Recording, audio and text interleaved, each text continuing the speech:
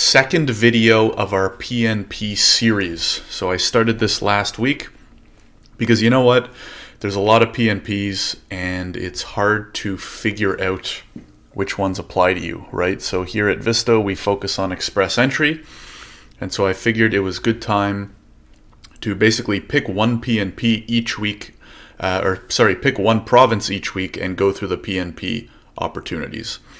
So let's get into it. The other thing I'll quickly mention is if you're watching this video in the future, make sure to sign up totally for free at visto.ai and you can join these live videos in person. We have Q&As and everything like that. Okay, so I'm going to get into this, and what I'll say is what we cover in these PNP series apply to Express Entry applicants. So generally those who are eligible for Express Entry, because as you'll see here, and you'll see on all the other provinces, each province has many streams, and they're not all eligible, or they're not all connected through Express Entry, meaning they don't all give you the 600 PNP points so that you can apply through Express Entry. So I focus on the Express Entry ones. As you'll see here, there are different ones for Alberta Opportunity Stream, Self-Employed Farmers Stream. There's some other ones. What I'm going to do first is I'm going to include the link in the chat so that anybody can follow along with me, or if you're watching this after the fact, you can grab that link and you can follow along as well. We're going to head down to the Alberta Express Entry stream. Really simply put, especially if you were here or saw the video on BC, this one's actually very straightforward. So BC had 4 different substreams within its Express Entry class. Alberta pretty much has this one Express Entry stream that kind of applies to everybody within it. So you can read along here on the page. Like I said, if you click the link, it will be in the description. Basically what this is saying is that international graduates and those who have demonstrated ties or have NOC codes that really will appeal to the province of Alberta could be invited to apply. Keep in mind, for Alberta, this is one of those cases where you're invited to apply, so you get a notification of interest, right? So you're not applying to Alberta out of the blue. You have to get a notification of interest. So you see here, candidates will be contacted directly and must receive a notification of interest.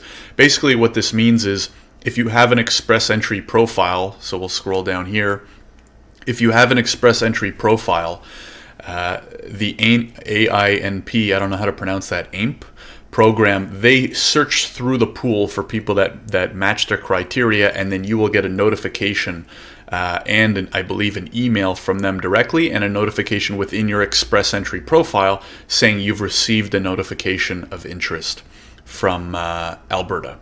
The other thing, another quick reminder for those that are new, I will be doing a Q&A at the end of this, so feel free to either punch your questions in the chat now, or you can save them to the end. Either way, even if you stick in your questions now, I will scroll up and get to all of them before we end the video.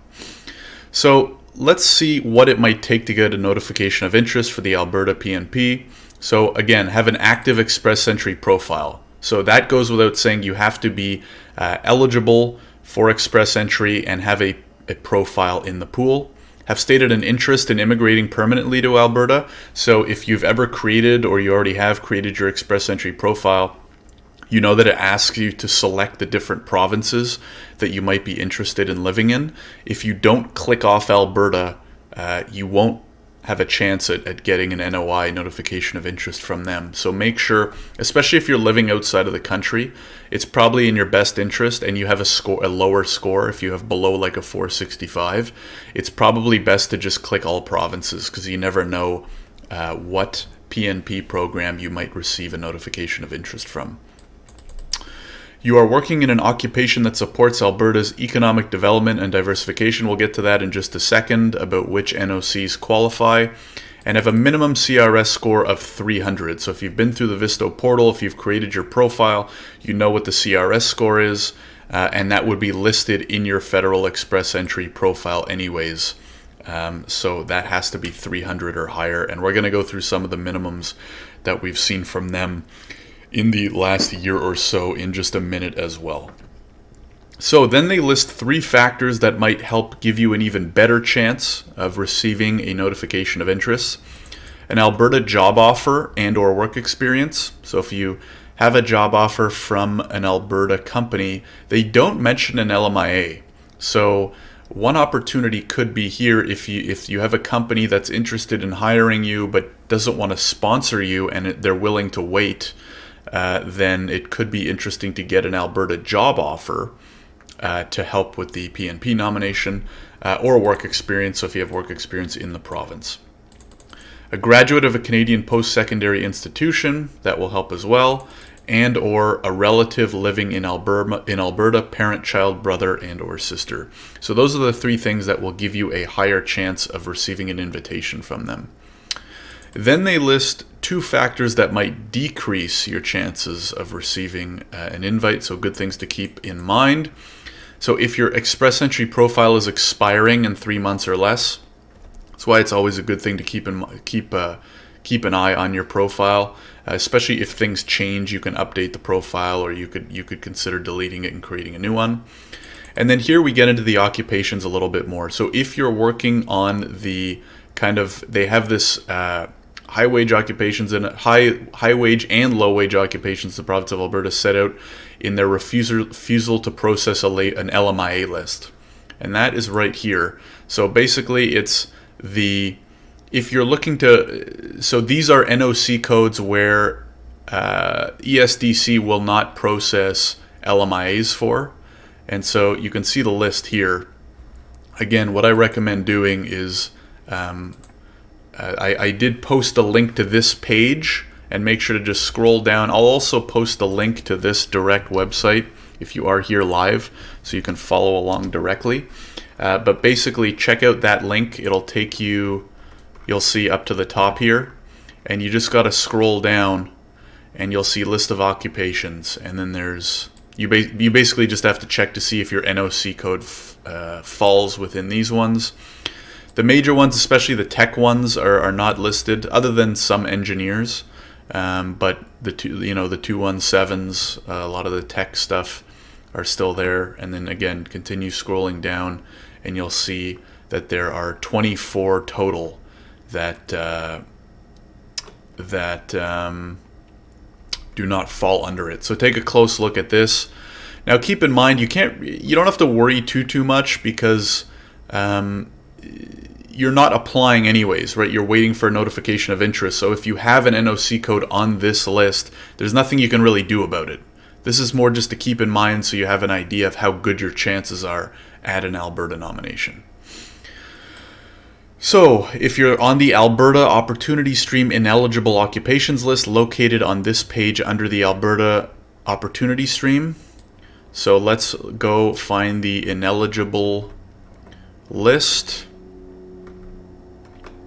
Which is, where was it? Trying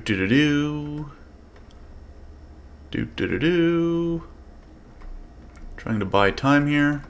Oh, I think this is it. Here we go. Ineligible occupations. So if you scroll all the way up, you'll see under Alberta Opportunity Stream, and then you can go to ineligible.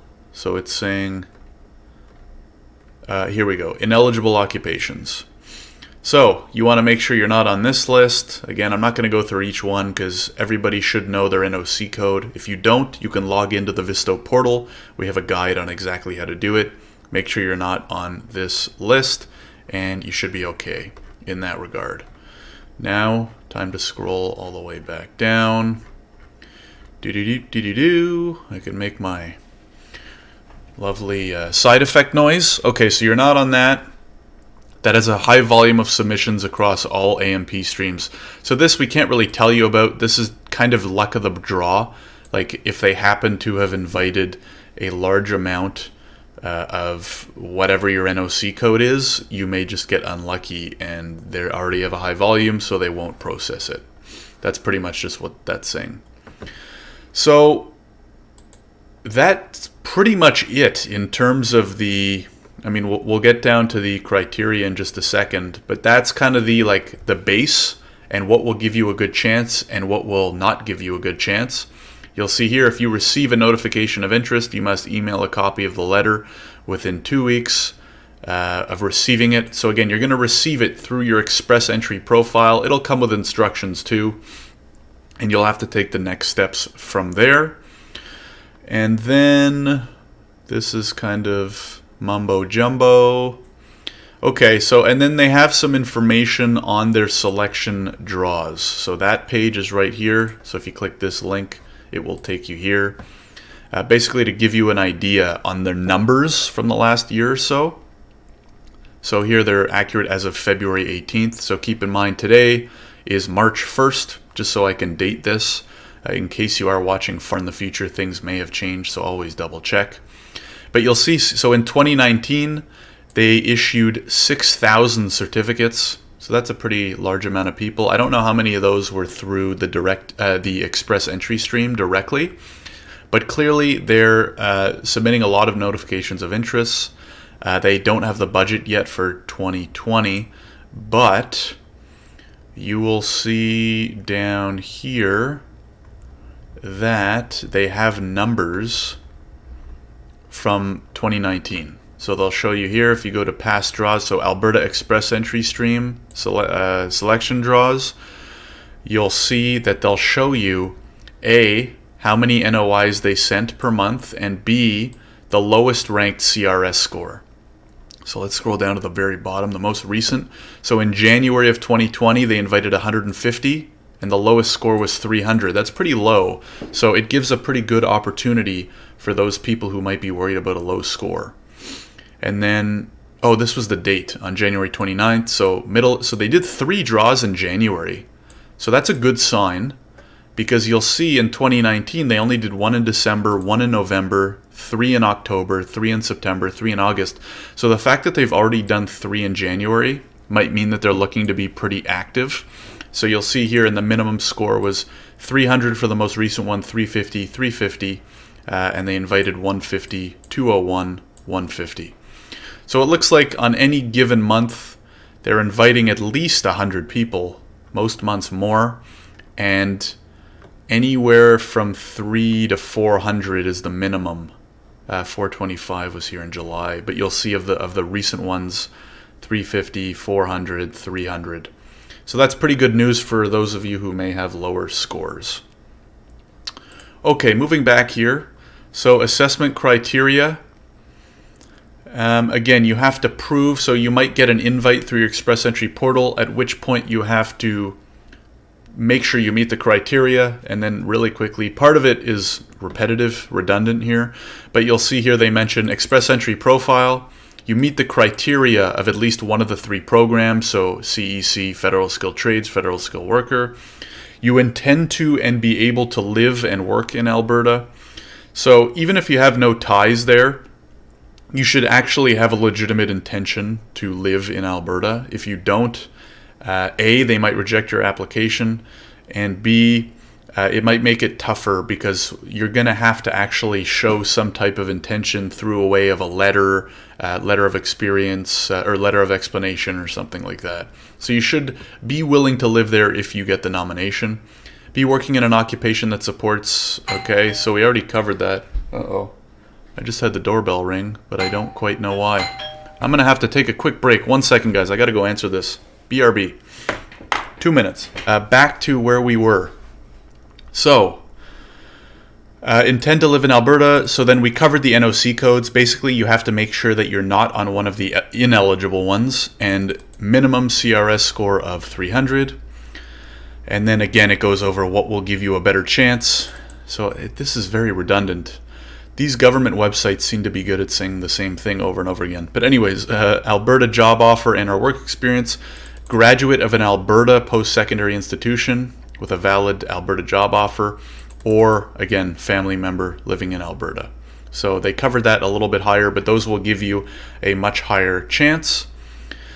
And more mumbo jumbo. I think that's it.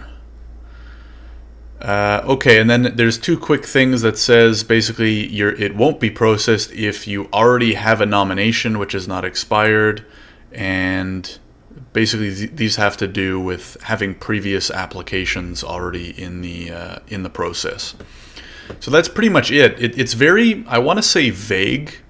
It's not vague. Really, this program just is not super detailed in terms of its requirements, right? So for example, if we compare this to the BC PNPs from last week, they were very specific, right? They wanted specific things or aimed at specific NOC codes and stuff like that. This Alberta Express Entry PNP is very broad, which can be a good thing and a bad thing. But again, it's a notification of interest, so you're not directly applying to them. You're submitting your Canadian Express Entry profile, and you're making sure you click off Alberta, and the rest is kind of up to them. Really quickly, I wanted to go over the how to apply part, not in depth, because what will happen is if you get the notification of interest, they will send you the instructions on what to do next. So it talks about what to do, how to withdraw. We won't really go over that right now. But then if we scroll down to the Alberta Express Entry stream. So again, number one, you're going to receive a request through your Express Entry profile. Then you're going to read the terms and conditions. So again, they're going to send you a kind of letter telling you what to do next. You follow that letter. You review the criteria. You do want to make sure that you meet the criteria before you submit the application, right? Because maybe you got something wrong in your profile, or there's one or two details of the Alberta nomination process that you don't meet. It's not worth you submitting the application because it's just going to be rejected and it will be a waste of time. Then review the document checklist and complete the forms. We all know how fun that stuff is for immigration, and then you're actually mailing it in. So the Alberta PNP is by paper. It's not online, and they have all the information for it here. I also wanted to go over fees. I'm pretty sure this one's free. That's the last detail I want to cover. There's no fee here. It was mentioned somewhere. I forget which page, but I believe it mentioned that there was no fee to applying. I may have to double check that and get back to you. Anyways, that's pretty much it. This one, like I said, on the shorter end because it is a little bit more straightforward in terms of the broad requirements. But that's it for the presentation. Hopefully you enjoyed. Again, this is a part of a series, so I'll be doing a new province each weekend. Actually, now that I say that, in 2 weekends from now we won't because I'll be out of town. But next weekend we will cover the next province. We're moving east across Canada. I believe that takes us to Saskatchewan. And from there we will continue moving east, and I will cover one each weekend. So if you haven't joined Visto already, you're looking at this in the future, make sure to sign up at visto.ai. Totally free to join the portal. You'll get access to all this content, and if you join the Facebook community, you can attend these live. If you are live here with me still, I appreciate you coming out, and please feel free to send all of your questions or comments below into the chat, and I will get to them before I head out.